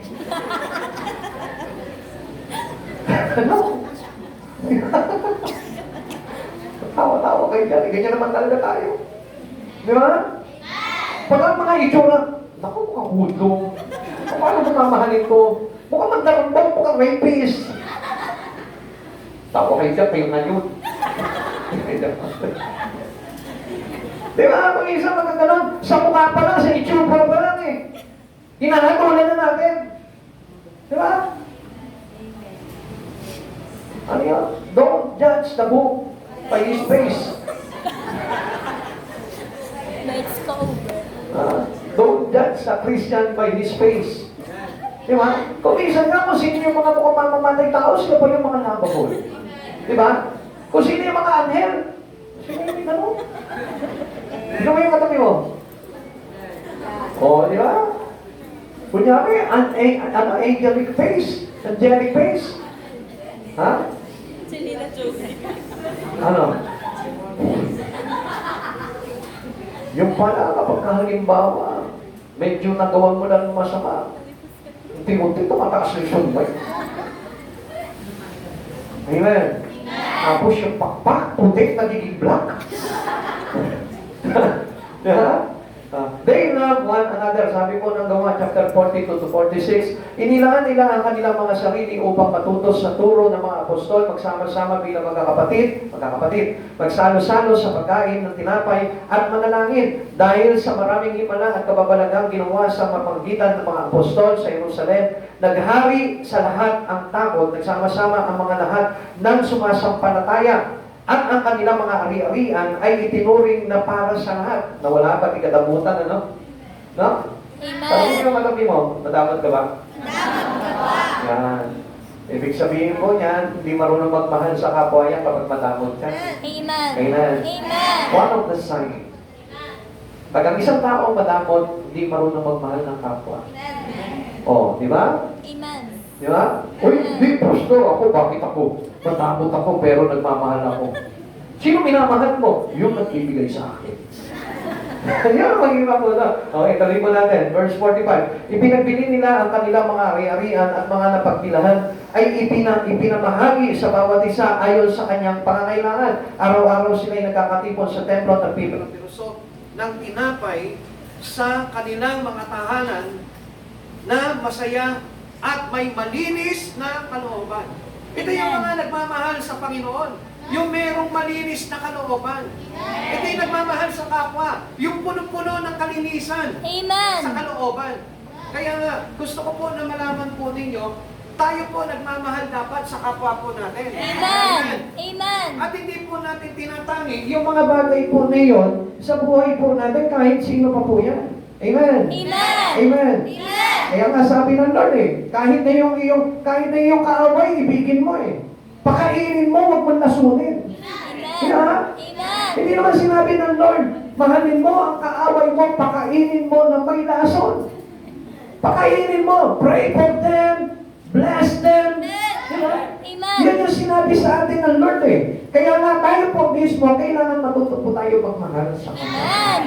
Amen. Amen. Mahal mo na yung katabi mo yan. Amen. Sabi mo sa Kanya, mamahalin na kita Mamahalin na kita sa ayaw at sa gusto ko. sa ayaw at sa gusto ko. Yan. No choice No choice. Yun ang hinihiling sa atin ng Panginoon Ano sabi po dito? Okay. Balik po natin. Sabi po dito, in the apostles' doctrine. Sabi po dito, di ba? Nanatili sila sa aral ng mga apostol. Amen. Ano po ba yung pinapakita po dito? They love to gather to hear God's word. Ano po dito? Lagi po sila na nagmamahal sa mga pagtitipon. Bakit? Kasi doon sila makakapakinig ng salita ng ating Panginoon. Kaya nga, ano po yung pinapakita ko dito? Nananatili sila sa turo. Those who stick into the teaching of God, they stick into the words. Amen. Kahit na saan sila makarinig ng salita ng Diyos, wilig-wilig po sila. Meron po silang affections to the Word. Meron po silang talagang concern na matutunan yung mga aral patungkol kay Kristo. Today, the tendency is godliness. Kaya nga, hindi niyo po ba napansin po ngayon, marami po sa kapanahonan po natin ngayon, ayaw na mag-church. Bakit? Tinatamad, naiinip, ayaw na halos makinig ng salita ng Diyos kasi matagal mag-sermon si pastor. Pero sa kanila, sa panahonan po nila, they love to hear God's Word. Amen. Amen. Ito po yung talagang totoong tao na kayang magmahal ng kapwa. Yung nananatili sa aral ng ating Panginoon. Hebrews chapter 10 verse 25. Huwag nating kaligtaan ang pagdalo sa ating mga pagtitipon gaya ng nakasanayan ng iba. Sa halip palakasin natin ang loob ng isa't isa, lalo na ngayong nakikita natin malapit na ang araw ng Panginoon. Alam niyo po ba why we gain or why we gather words coming from the Lord? Alam niyo po ba kung bakit po tayo nakikinig ng salita ng Lord? Para maging kalakasan ka ng kapwa mo. Ngayon, paano ka magmamahal sa kapwa mo kung ikaw mismo nagiging kahinaan ka ng kapwa mo? Supposed to be, dapat paglapit mo sa kapwa mo, hindi problema ang dala mo. If you love your neighbor, if you love somebody, if you love a person, dapat supposed to be, ang dala mo, yung salita ng buhay, yung salita na makapagpapalakas, yung salita na makapagpapalapit kay Jesus Cristo. Amen. It is not the word that healing them. It is not the word that healing their spirit, their relations to God. Hindi yung salita na papatay sa kanilang relasyon kay Kristo. Hindi yung salita na papatay sa kanilang espiritu. Because problems, troubles, or whatever, it is waste. Dumi lamang po yun. Basura. Kapag itinapon mo sa isang tao yun, ibinahagi mo yun, hindi ka magiging alakasan. Amen. Gossiping, it is not edifying our spirit. It may kill our spirit. It may kill our relations to God. It may kill our soul. Paano po tayo maliligtas kung ang dala-dala po natin yung mga salita na makapanirang puri, yung mga salita na hindi kalugod-lugod kay Kristo? Kaya po tayo nag-gather. Kaya po tayo willing talaga na umatin ng mga pagtitipon because we want to listen to the good words of God. Amen. Kaya ka nakikinig ng salita ng Diyos para maging buhay ka sa kapwa mo. And this is how we love a person. At dito po natin mapapakita na tayo po ay nagmamahal sa kapwa po natin. In fellowship. Yan. Dito mo rin po mapapatunayan na tayo po ay talaga nagmamahal sa kapwa po natin. Sapagkat ang lahat po ng mga Kristiyano, they love the fellowship. They love the fellowship of God.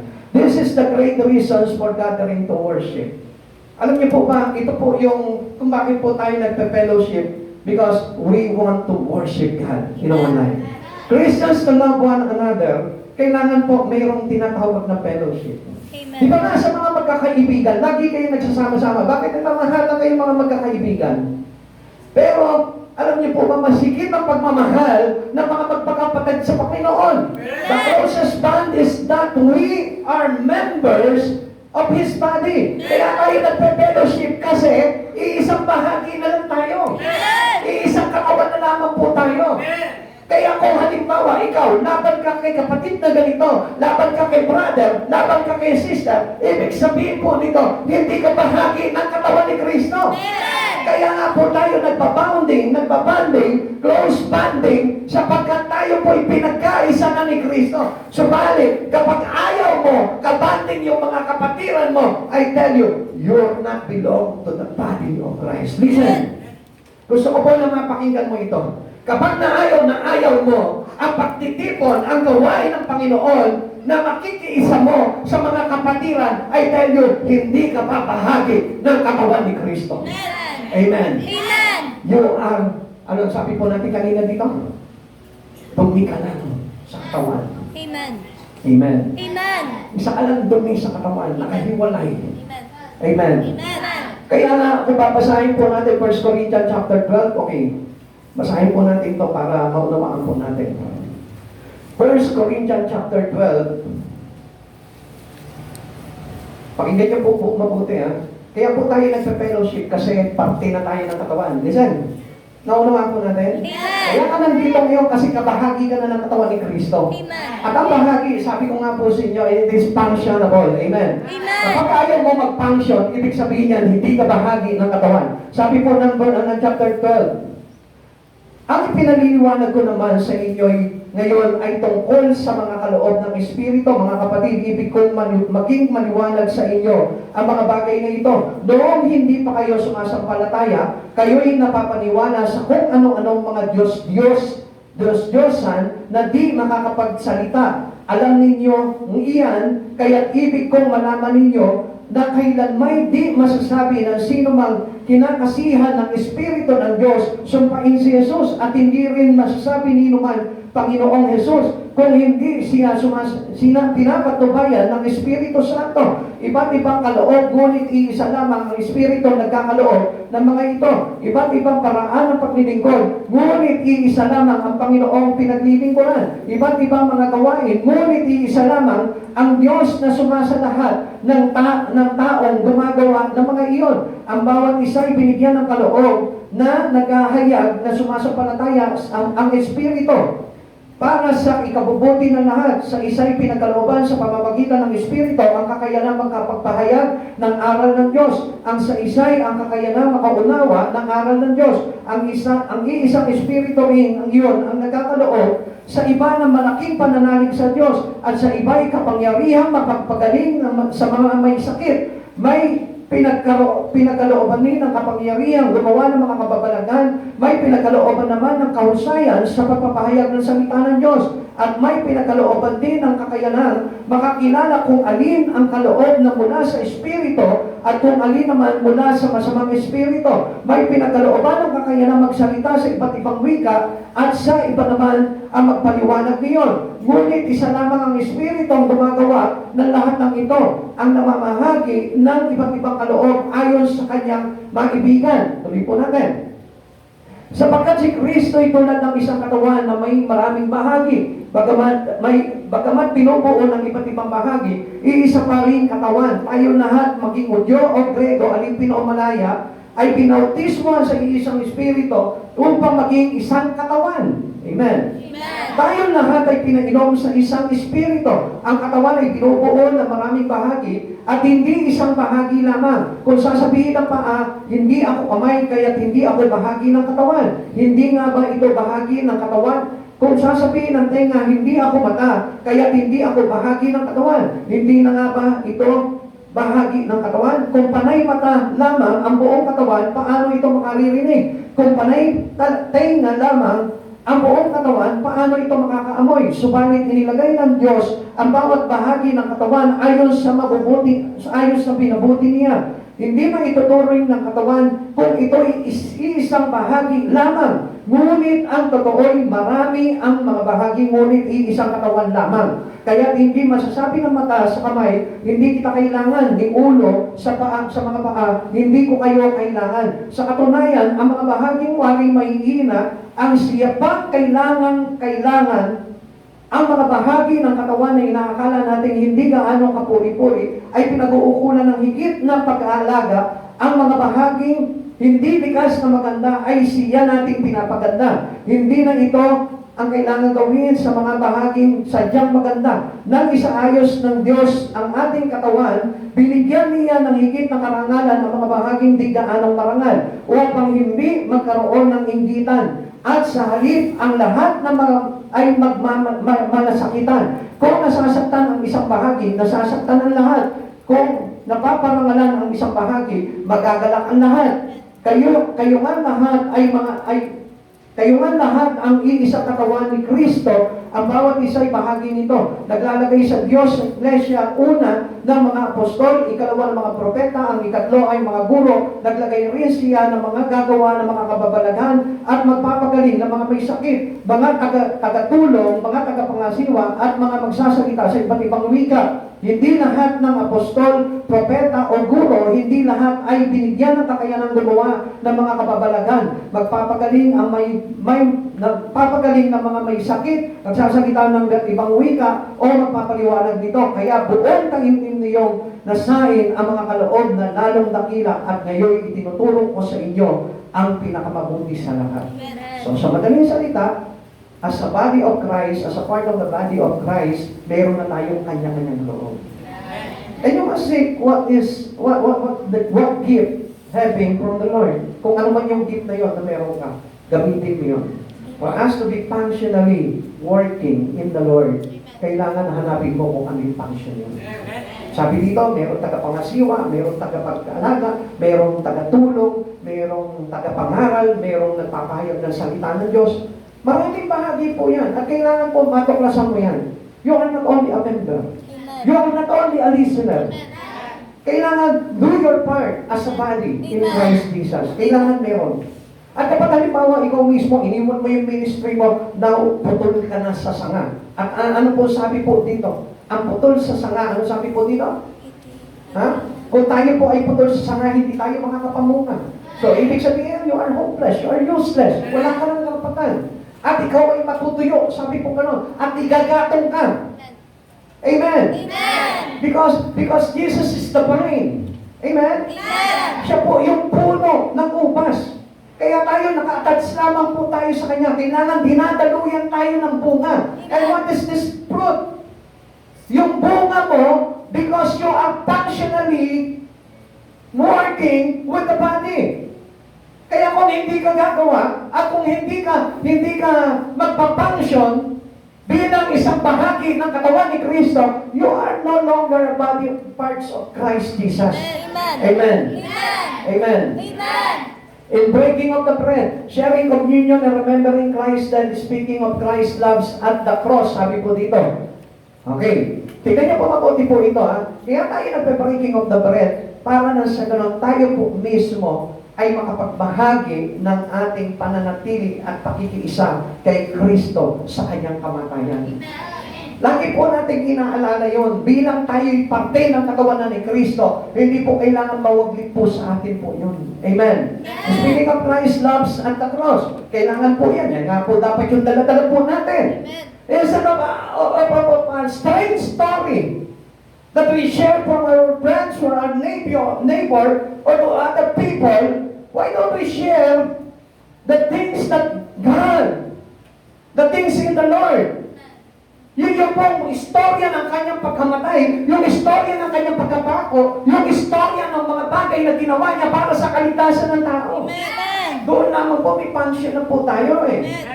Kaya nga po, alam niyo po, kuminsan po, ito po yung mga bagay na kulang po sa mga Kristiyano. Yan yung nawawala po sa atin. Amen. Yung ating function as a body. Amen? Amen. Amen? Kaya nga nawawala ng kapagyarihan ng church eh.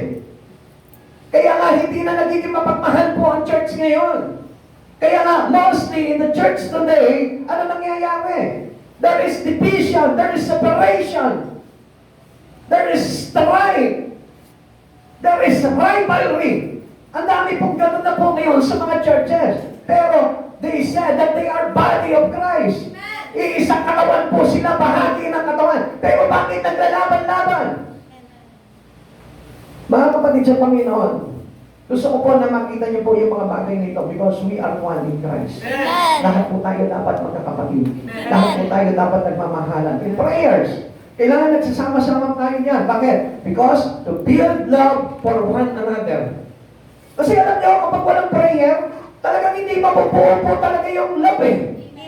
Hindi malubuo yung love sa puso mo kapag hindi ka marunong manalangin. Ang mangyayari dyan, kaaway mo lahat. Bakit? Kasi yung prayer is for speaking to God. Yung pakikipag-usap mo sa Lord. At alam niyo po ba, kapag lagi mo kausap ang Panginoon, you adopted the Spirit of God. Pansinin mo lang. Pansinin niyo po mga Kristiyano, kung sino yung lagi mong kausap, parang nagiging kaugali mo. Kung sino yung lagi mong kasama, parang nagiging kamukha mo. Amen. Amen. Amen. Kaya kung sino yung lagi mong kausap, yun ka. Amen po ba? Amen. Amen. Amen. Totoo po yan. Kaya nga minsan parang kapag nakakapagsalita ko, parang expression niya yan. Di ba, hindi niyo nakapansin? Di ba? Eh, halimbawa, yung sinabi ko, binuot mo. Ay, parang naalala mo yung kaibigan mo na lagi nagsasabi ng gano'n? Because you adopted His Spirit. Amen. Kaya kapag lagi mo kausap si Jesus, lagi ka nananalangin kay Jesus, na-adapt mo yung Espiritu ni Jesus at nagiging identified ka in Christ. Amen.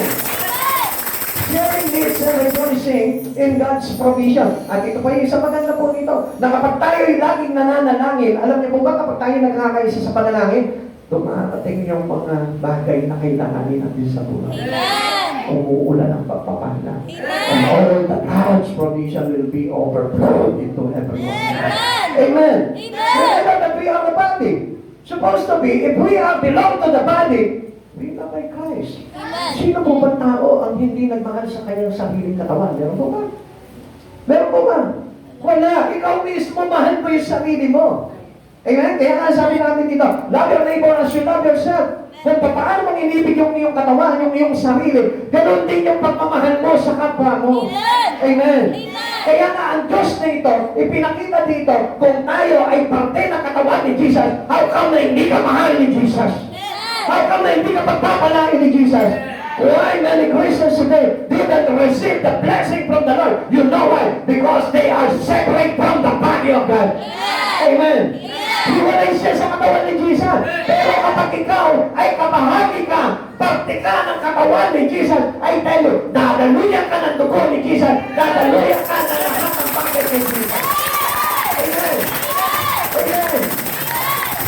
Ano sabi po dito? A branches that cut into the vines, didn't bear fruits. Amen. Hindi magpupuna dahil putol eh. Pero kapag yung sanga mo ay nakatugtong sa puno ng ubas, magpupunga ng sagana yan sapagkat si Jesus ay sagana sa lahat ng bagay. Amen. Prayers edify love to one another. Kaya papansinin mo, kapag ikaw in good terms ka diyan sa kapatid mo, I tell you, you have a prayerful life. Pero kapag halimbawa wala kang prayerful life, sigurado ko po sa iyo, hindi mo mamahalin yung katabi mong yan. Amen. Prayers flows every needs of everyone.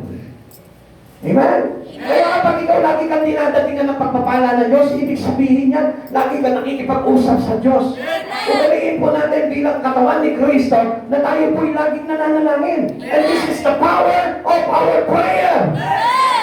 Ano sabi po dito? If we ask in the name of Jesus, it will be given for us by God. Amen. Ano ba sabi po sa atin? Kung mananalangin tayo, kung hihingi ka sa Panginoon, manali ka na manatanggap mo yun, Tatanggap mo. Amen. Amen. To our prayer. Kaya prayerlessness people doesn't get any blessing from the Lord. Amen. Mahihirapan po talaga siyang kumuha ng pagpapala sa Panginoon kung hindi siya marunong manalangin. Kaya yung mga tao na mapanalanginin po, sumasagana po ang buhay. Amen. Ikatlo, they love lost people. Sometimes we do love God. Sometimes we do love our neighbor. The person before us. But sometimes we forget to love the lost people. Yan po yung nakakalimutan natin. Minsan may kaibigan ka. Minsan may anak ka. Minsan may kamag-anak ka. Paano mo masasabi na mahal mo itong mga tao na ito kung hindi mo dinadala sa Lord? Kung ikaw pa mismo yung nagtatanggal sa Kanya sa gawain ng Panginoon, how do you show your love for the lost people? Supposed to be, we love the lost people. Because if we identify with Christ Jesus, we do love lost people. Hindi mo kailangan na yung mga kamag-anak ay hindi mo pwede, dapat ikaw mismo nagdadala sa kanila sa Panginoon. Amen. If you love them, try to bring them into Jesus. Amen. Kung meron kang kaibigan, mahal mo yung kaibigan mo. You need to bring it to Jesus. Amen. Kung meron kang anak, dalhin mo kay Jesus. This is how we love the lost people. Amen. Yung mga tao na hindi pa nakakakilala kay Jesus, dalhin mo kay Jesus. Amen. This is how we love the lost people. Kung talaga may pagmamahal ka sa mga kaluluwa na wala pa sa Panginoon, gagawin mo itong mga bagay nito. May kaklase ka, may katrabaho ka, may kaibigan ka, mayroon kang kapitbahay na wala sa Panginoon. Love them! Amen. Because this is how we identify as the body of Christ. Para masabi po natin na tayo po talaga ay bahagi ng ating Panginoong Jesucristo. Amen. Mga Gawa chapter 2 verse 47, nagpuri sila sa Diyos at kinalugdan sila ng lahat ng tao at bawat araw ay dinaragdag sa kanila ng Panginoon ang mga naliligtas. You may become a powerful, loving church if you do loving the lost soul, the lost people. Marami po sa atin, halos hindi tayo nag-aakay ng mga kaibigan natin. Halos minsan, individually, tayo na lang po yung nagpupunta sa church. Wala na tayong pakialam kahit yung mga anak natin maiwan na lang sa bahay. Wala na tayong pakialam kahit na yung mga mahal natin sa buhay. How can you show that you love them? That the Lord said you love them. Paano mo sasabihin sa Panginoon, Lord, mahal ko yung asawa ko, kung hindi mo naman iniimbay at dinadala kay Kristo. Lord, mahal ko yung mga anak ko. Kung hindi mo siya dinadala sa Panginoon, Lord, mahal ko yung mga kamag-anak ko. Lord, mahal ko yung kaibigan ko, yung kaklase ko, yung kamanggagawa ko. Lord, yung mga kapitbahay ko, mahal ko yan, Lord.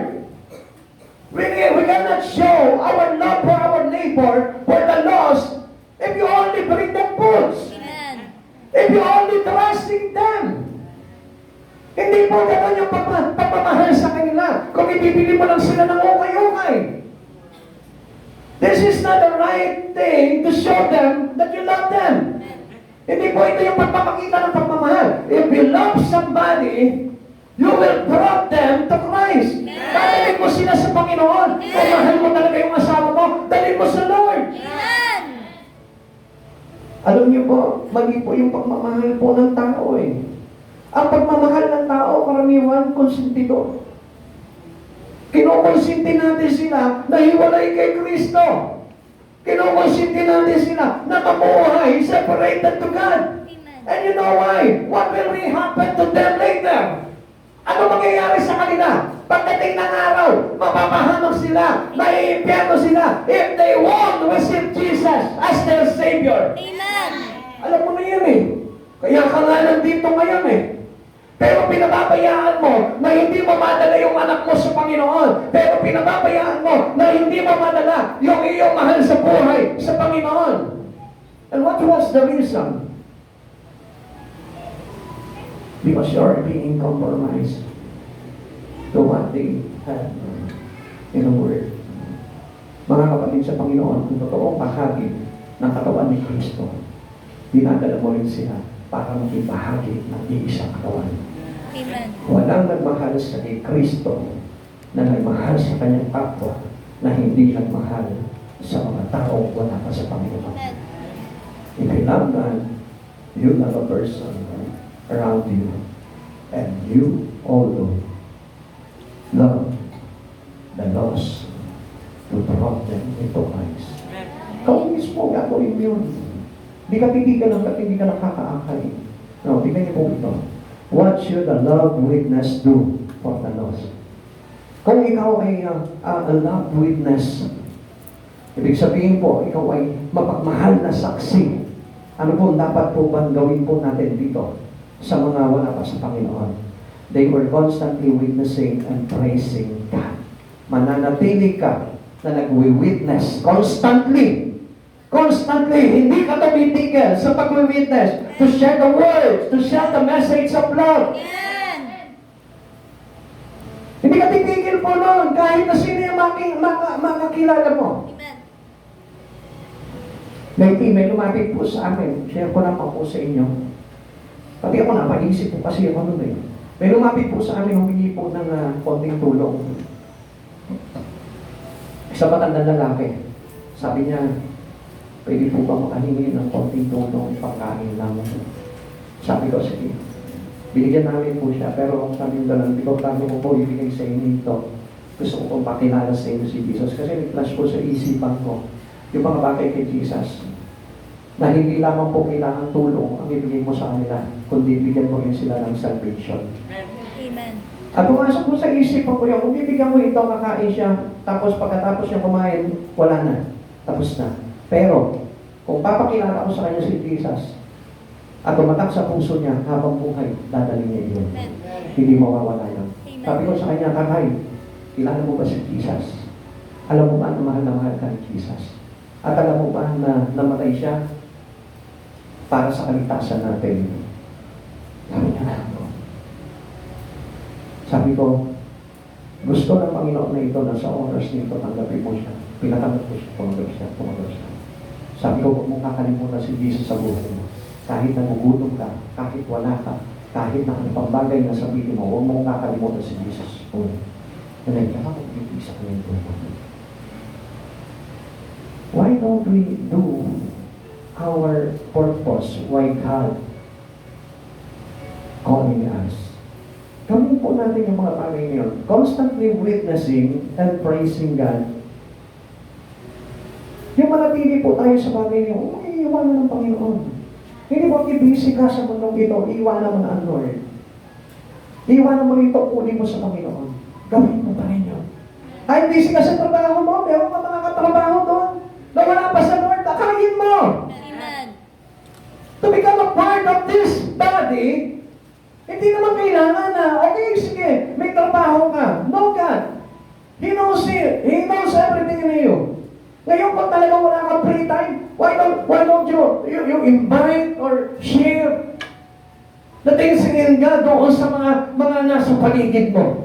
And you don't constantly witnessing Christ Jesus. Nagkakuha kayo. Pero kung tayo mismo, iiwasan natin yung bagay ngayon at hindi na tayo magpapatuloy sa mga bagay na pinagagawa sa atin ng Panginoon, you are lost. Lord, become one of them.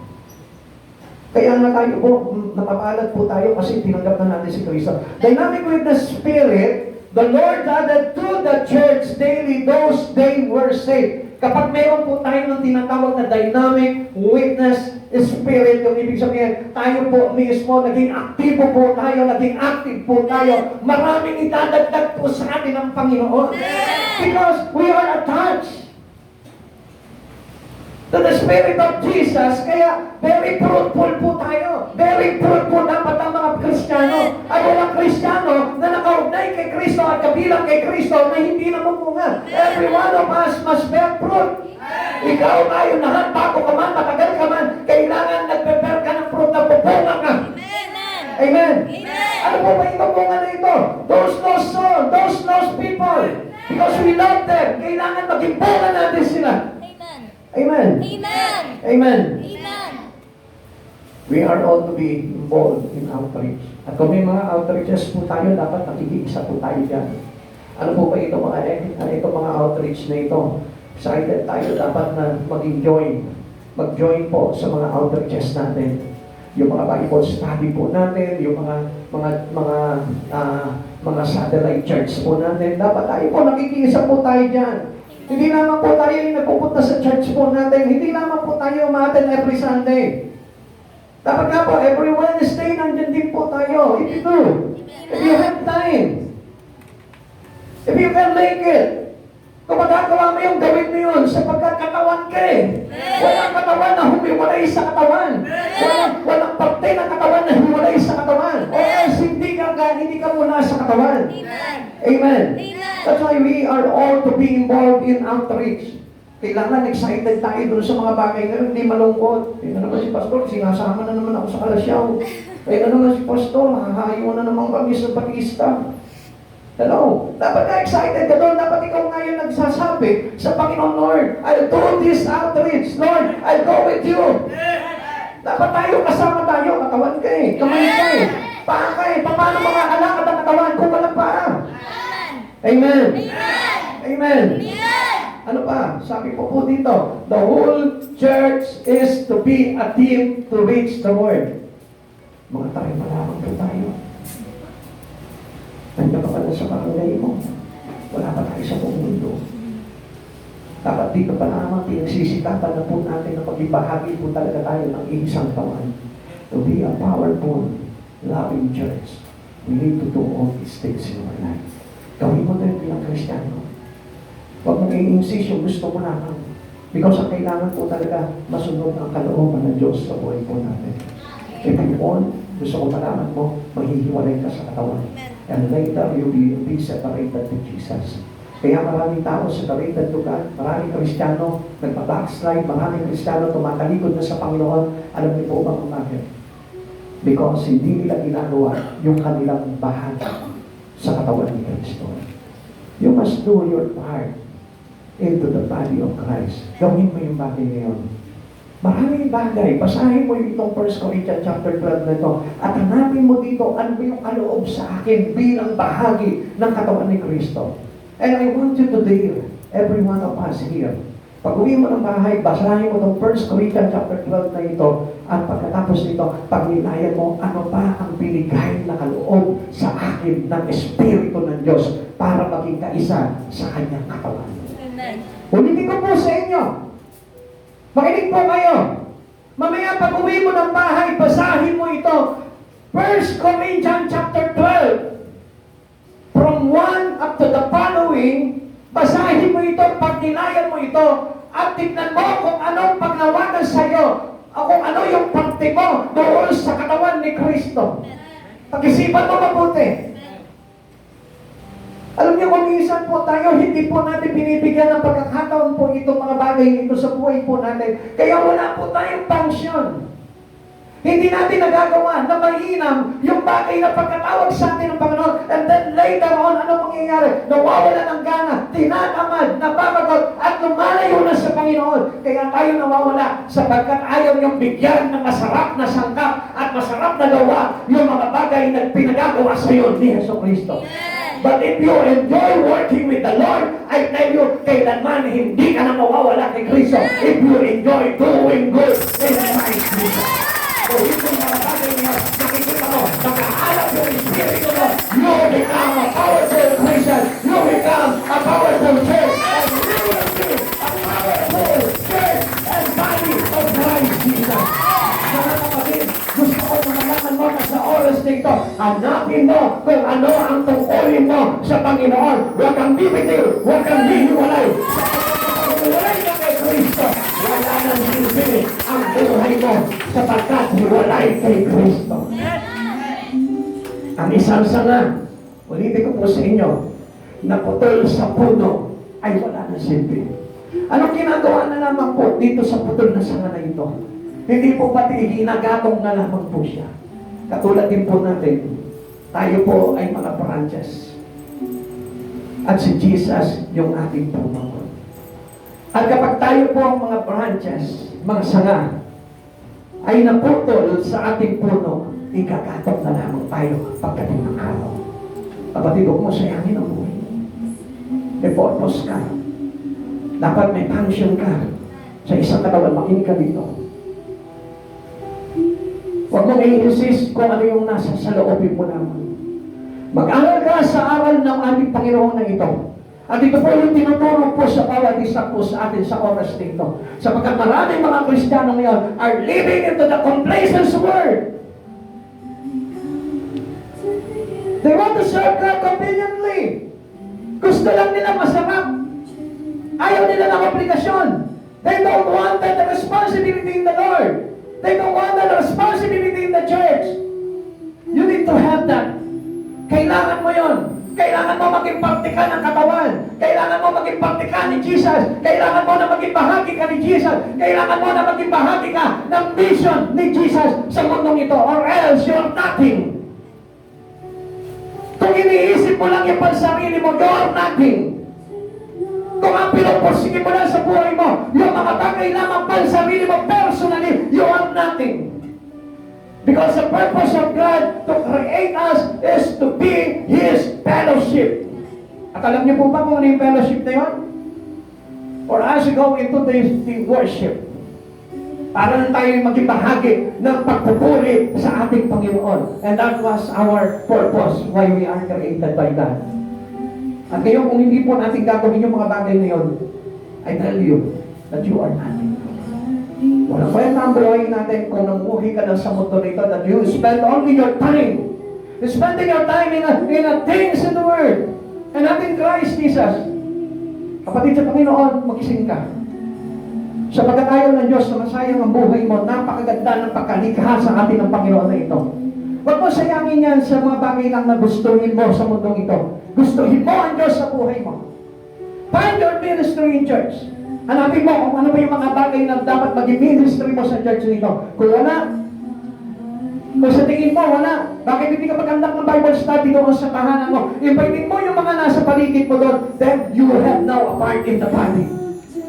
Maraming dapat na gawin po ang isang Kristiyano. Kaya lamang na-overlook po natin yung mga bagay niyo kasi ayaw natin pagtuunan yung mga bagay sa Espiritu ni Kristo. But if you think everything that is glorifying our God, I tell you, marami tayong magagawa. Bago ka pumasok sa trabaho mo, i-minister mo yung mga nakakasabay mo. Then you have your ministry in God. Mga kapatid sa Panginoon, kung wala ka pang part sa ating Panginoon, hanapin mo yung part na yun. May mga kaibigan ka, bakit hindi mo i-Bible study? Meron ka mga kamag-anak, bakit hindi mo akayin sa church? Halimbawa, napunta ka sa ospital, bakit hindi ka mag-minister ng mga tao na may karamdaman doon? Napunta ka sa isang bilangguan, bakit hindi ka mag-minister ng mga nakabilanggo doon? Napunta ka sa mga institution, sa mga boys town or sa golden acres o sa mga lugar ng mga matatanda ng mga binilalagak na lang ng kanilang mga pamilya. Minister mo sila. Bigyan mo sila ng pagkakataon na abutin ni Kristo. Sa bukid, habang nagtatanim ka, yung mga kasama mong mga nagtatanim doon, yung minister mo, pakilala mo kay Jesus. Maraming bagay tayo na dapat magawa sa buhay natin. And there is no exemption. And there is no reason for us to tell God, Lord, I am busy. That's why I haven't yet a ministry for you. Kapatid, dito mga oras nito, lalo na mga kabataan, bakit hindi nyo involve yung sarili nyo into God? Huwag nyo sayangin yung mga buhay po ninyo. Gamitin nyo yan habang bata kayo, habang malakas kayo, habang nakakatakbo kayo, habang hindi ka pa hinihingal. Gamitin mo yan para sa kaluguran ng Panginoon. And then later on, makikita nyo ang bunga niyan pagdating ng araw sa inyong mga buhay at sa inyong mga pamilya.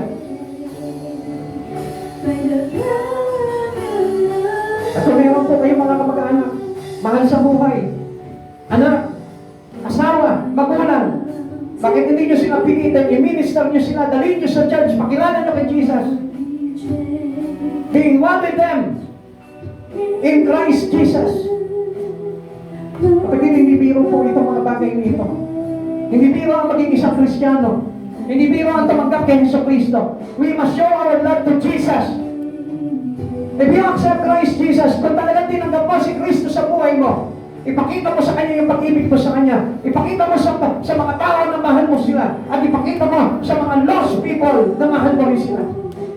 Kapatid, huwag ka magmahal lamang sa sarili mo.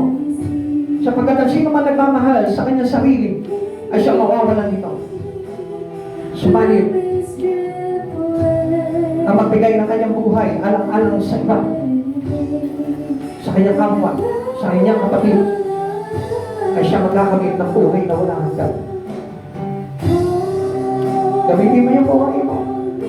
Huwag mo sayangin ang pagkakataon. Habang malakas ka pa! Habang may hininga ka pa! Habang maliwanag pa yung iyong pagdinig! Gamitin mo! Habang nakakaunawa ka pa sa Espiritu! Humakbang ka! Gamitin mo yung buhay mo!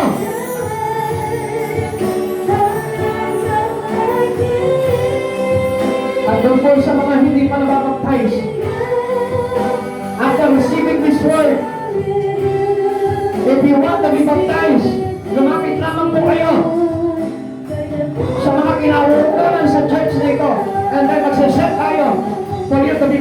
rejoice in Christ Jesus. Mga kapatid sa Panginoon, ipagpagdi mo sa buhay mo si Kristo.